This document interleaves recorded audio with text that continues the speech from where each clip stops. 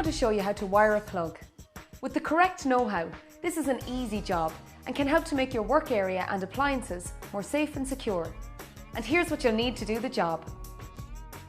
New 3-point plug, Phillips head screwdriver, flathead screwdriver, wire strippers, pliers or wire cutter. You may need to change your plug if you've got a damaged plug head or any exposed or faulty wires. Remove the old plug head by releasing the central screw with a screwdriver. Remove the cap. Loosen the 2 bottom screws to release the clamp in the plug. Remember not to unscrew these fully. Keep one of the screws connected to the clamp, remove the other screw and put it away safely. Now you're ready to disconnect the cables. Start by releasing the screws on the terminals. Now use the screwdriver to release the cables. If the wires were damaged, cut off the old wires with the pliers. If you've just damaged the plug head, it may not be necessary to snip back the wires. However, if you've any faulty or loose wiring, it's important to snip back and start the job new. So with your new plug head, keep the information on the back of the plug for when you rewire. Start by releasing the cap with the central screw. Remember to hold on to any loose screws as you will need them for when you reassemble the plug. Next, release one of the screws on the cable clamp. And now we're ready to connect our cables. Using a pliers, begin by removing the outer sheath on the cable.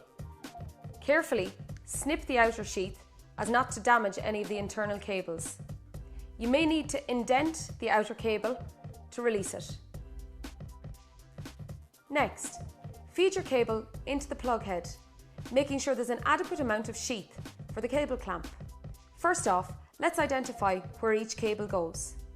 All plug heads have internal markings to let you know which cable goes where. Brown goes to the live. Blue goes to the neutral. Green and yellow goes to the earth.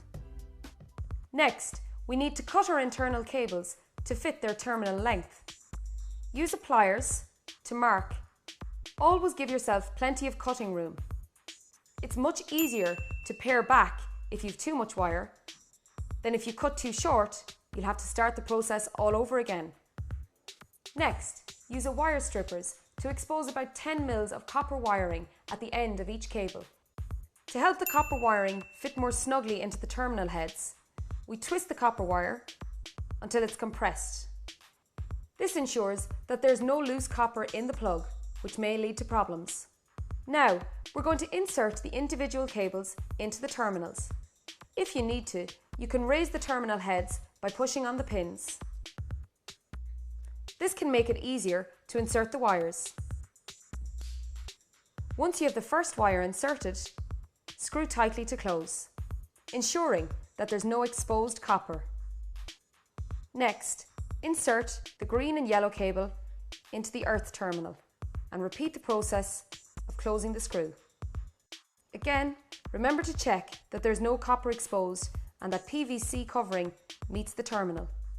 If you need to, you can lift the terminal up slightly to provide ease of insertion. Although it's important to make sure there's no copper exposed, be sure not to over-insert the cable into the terminal head, as you won't provide an electrical connection. Before closing the clamp and putting on the cap, just check that each terminal is snugly in place with no copper exposed. And finally, it's important to make sure that each wire is fitted into the plug head. This will ensure that your cap will go on snugly. Now it's time to put the clamp over the cable. This clamp is to protect the cable and to prevent the internal wires from coming loose if the plug is tugged. Turn the plug and insert the second screw for the clamp. Make sure that the screw is engaging in the thread by checking it as you screw. Finally, place the cap on the plug head, ensuring it connects firmly with a click. If the plug cap doesn't fit firmly, it could indicate that some of the internal wires are over the structure of the plug, so make sure not to force it. Always check that the ampage of your fuse matches your appliance. This is a 13 amp fuse. Smaller appliances such as lamps may take a lower ampage.